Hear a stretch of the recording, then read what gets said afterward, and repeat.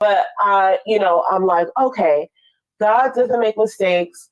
God blesses you, especially if you're trying to do good. Mm-hmm. You know what I'm saying? And you're following His laws. So that's how I applied the word this week. Just believing God and trying to strengthen my faith. And that was just a good verse. You're gonna read it in because it goes exactly to what you're saying.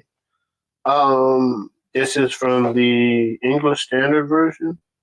Yeah, English Standard Version. Jeremiah 29:11. For I know the plans I have for you, declares the Lord, plans for welfare and not evil, to give you a future and a hope. Yeah. Yep. And it's like, why wouldn't God want that for you? Mm-hmm. So those of us who might be, because it's very easy to do this, but those of us who might be out there thinking like, it's not likely. You know what I'm saying? Like, I don't know if it's going to work out for me. Like, I want this so bad. Mm-hmm. I think that's the point. I think God puts desires in our heart, and we are to seek Him all the time, and He's going to show you how to do it. But it might not seem likely all the time, but that's the point of having faith. Mm-hmm. You know what I'm saying? And then He's going to be there to sort of like prove that it's Him. Yeah. So I just think it's a really interesting thing. All right, so we're going to have to. It's okay. This is so funny. This is our first time on TikTok. We're old. All right. Ooh. Okay, so. again. Okay, there we go. All right. That's so funny. So that's going to be interesting. We're going to do this the whole show, I guess, for the next 30 or 40 minutes. Mm-hmm. But this week, so that's how I applied the word this week. Okay. Trying to be more faithful and trying to be more, trusting. Okay, so this week we read Jonah. Okay, I don't want to go out of order, but I think we read Jonah. Well, it says Jonah 1-4, but that's all there is in Jonah. 2 Kings 14 through 20. Mm-hmm. 2 Kings 14, mm-hmm. 2 Chronicles 25. Mm-hmm. I don't remember reading that. It must have been last week when we read that, because I didn't remember reading that. And then we read Jonah 1-4, which is the entire book of Jonah. And then we read 2 Kings 15, 2 Chronicles 26, and then we read Isaiah 1-4. Yeah, so we must have read that last week, which is fine. I mean, it was technically still part of this reading. Yeah. But we're probably, I said last week we were going to read this. We're probably not. This is really interesting, the way that they have this broken down in the 365 daily Bible reading plan, because some people opt to read the Bible cover to cover, like from the beginning to the end.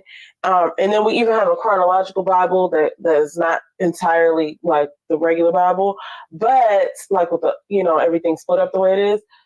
But I see why they have us doing this, because it's like they're telling the relevant stories grouped together.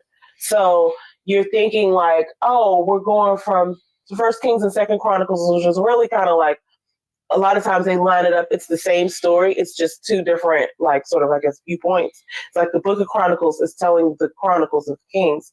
And then the Kings, I don't know who's writing all those, but anyway. I don't know who's writing those. I don't know either. I can look it up. Or you can look it up, guys. But what's interesting is when they switch us around and tell us to go to Jonah and read Jonah, it kind of threw me for a loop, because I'm like, well, this isn't even in order. Or so I thought. But it's actually relevant.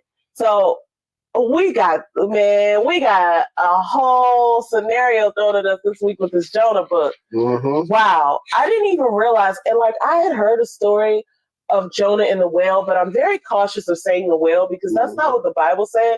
The Bible said a large fish. And sometimes we take things out of context, like sort of like, sure, that's the largest fish we've heard of in our modern day, that's but true. Perhaps there's even larger fish. So I could be saying Jonah and the whale, and the Bible didn't say the whale, and then come find out, 2,000 years from now. Could have been a megalodon. It could have been something. I don't even know what that is. A big white shark. Oh, it could be anything. Anyway, that's neither here nor there. Anyway, I'm all on. Yeah, but it could not. It might not be what we heard. Yeah. And so that's the real, this got to drive it home. That's the real importance of reading the Bible for yourself, because even something so small and probably, maybe it will never matter whether they call it a fish or we call it a whale. But like when you hear stories about the Bible from other people, it's like you're relying on their interpretation, you're relying on their life wisdom, you're relying on the fact that they got it right. And it's really best to just go read it for yourself because, first of all, it's going to hit you in a different way. It's going to connect with you in your life. Mm-hmm. And certain things, especially in the season of life you're in, are just going to jump out at you. Yeah. And you can apply it right away. Mm-hmm. It's really like it's the life code. You know what I'm saying? It's like, it's like when you play video games and you can get to the next level by punching in a code. It's the Bible.